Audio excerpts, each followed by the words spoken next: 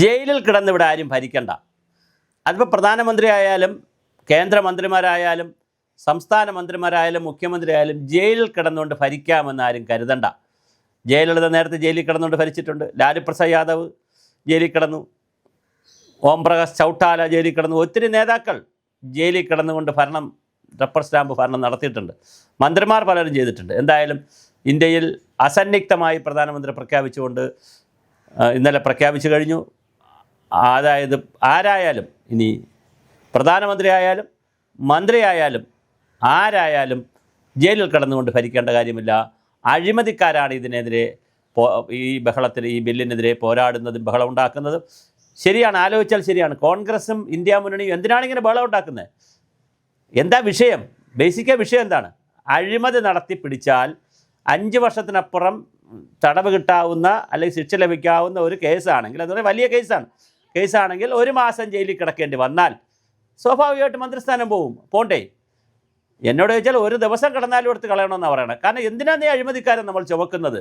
Lokpal bill വന്നു, സേവനാവകാശ bill വന്നു, വിവരാവകാശ ബില്ല് വന്നു, അറിയാനുള്ള അവകാശം വന്നു, എന്തെല്ലാം അവകാശം വന്നിട്ട് ഈ കള്ളന്മാർ പോലെയുള്ള കുറേ കൊള്ളക്കാരന്മാർ ഇങ്ങനെ രാഷ്ട്രീയത്തിൻ്റെയും ജാതിയുടെയും, പ്രത്യേകിച്ച് ഇന്ത്യയിലെ നമ്മൾ ശ്രദ്ധിക്കേണ്ട ഒരു കാര്യം, ജാതി, മതം, വർഗം, ഗോത്രം, ഗ്രൂപ്പ് രാഷ്ട്രീയം, ഇതിൻ്റെയൊക്കെ ഭാഗമായി ചില ആളുകൾ അങ്ങോട്ട് മുഖ്യമന്ത്രിയോ അല്ലെങ്കിൽ പ്രധാനമന്ത്രി ഒന്നും അങ്ങനെ ആവുന്നില്ല, ഒരു പാർട്ടിയിലാവുന്നില്ല, പക്ഷേ മുഖ്യമന്ത്രിയോ അല്ലെങ്കിൽ മന്ത്രിമാരോ ആയാൽ പിന്നെ അവർ ഇറങ്ങത്തില്ലെന്നേ. അവരെ തൊടാൻ പറ്റത്തില്ല, ഒരു പത്രത്തിനും അവരെ തൊടാൻ പറ്റത്തില്ല, ഒരു കോടതിക്കും തൊടാൻ പറ്റത്തില്ല. അതുകൊണ്ട് വളരെ മനോഹരമാണ് ഈ ഭരണഘടനാ ഭേദഗതി. അത് വരട്ടെ.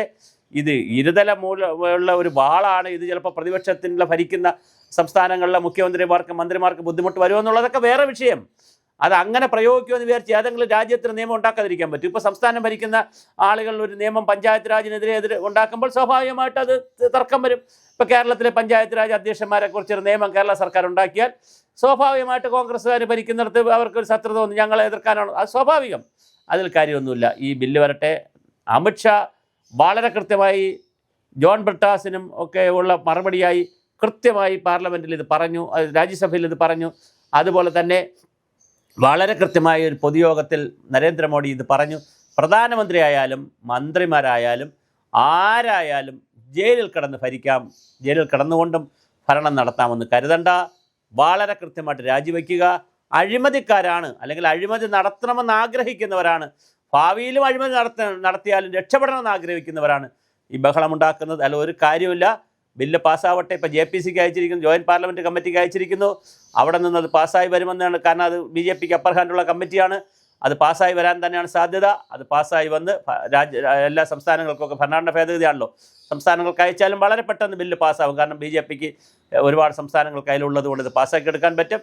അങ്ങനെ ഭരണഘടനയിലെ നമ്മുടെ ഭരണഘടന എപ്പോഴും CPM-ഉം അതുപോലെ തന്നെ കൊങ്ങിയും സംഘിയും എന്ന് പറഞ്ഞാൽ BJP ഒഴിച്ചുള്ളവർ, സുഡാപ്പികളും പിന്നെ ബാക്കി എല്ലാവരും, കോൺഗ്രസ് ആയാലും CPM ആയാലും ലീഗായാലും എല്ലാവരും എപ്പോഴും ഭരണഘടന പറഞ്ഞുകൊണ്ടിരിക്കുന്ന ആ ഭരണഘടനയ്ക്കകത്ത് തന്നെ നല്ല ഒരു ഭേദഗതി വരുത്തിക്കൊണ്ട് കള്ളന്മാരെ അകത്തിടാൻ തീരുമാനിച്ചത് മനോഹരമായൊരു തീരുമാനമാണ്. അത് വരട്ടെ. അത് കൃത്യമായി നമ്മുടെ രാജ്യത്ത് നടപ്പിലാക്കട്ടെ. അത് നടപ്പിലാക്കിയാൽ, തീർച്ചയായും കർശനമായി നടപ്പിലാക്കിയാൽ ചിലപ്പോൾ ചിലരുടെയൊക്കെ സ്ഥാനം തെറിക്കട്ടെ. അങ്ങനെയെങ്കിലും നമ്മുടെ ജനാധിപത്യം ഏറ്റവും ശക്തവും സുതാര്യമായി വരട്ടെ. അഴിമതിക്കാർ അകത്ത് കിടക്കട്ടെ. അവർ അകത്ത് കിടന്നാൽ മതി, ജയിലിൽ ഭരിച്ചാൽ മതി. അവിടുത്തെ സഹതടവുകാരെയൊക്കെ വേണമെങ്കിൽ ഭരിക്കാം. നാട് ഭരിക്കാൻ അടുത്ത ആളുകൾ വരട്ടെ.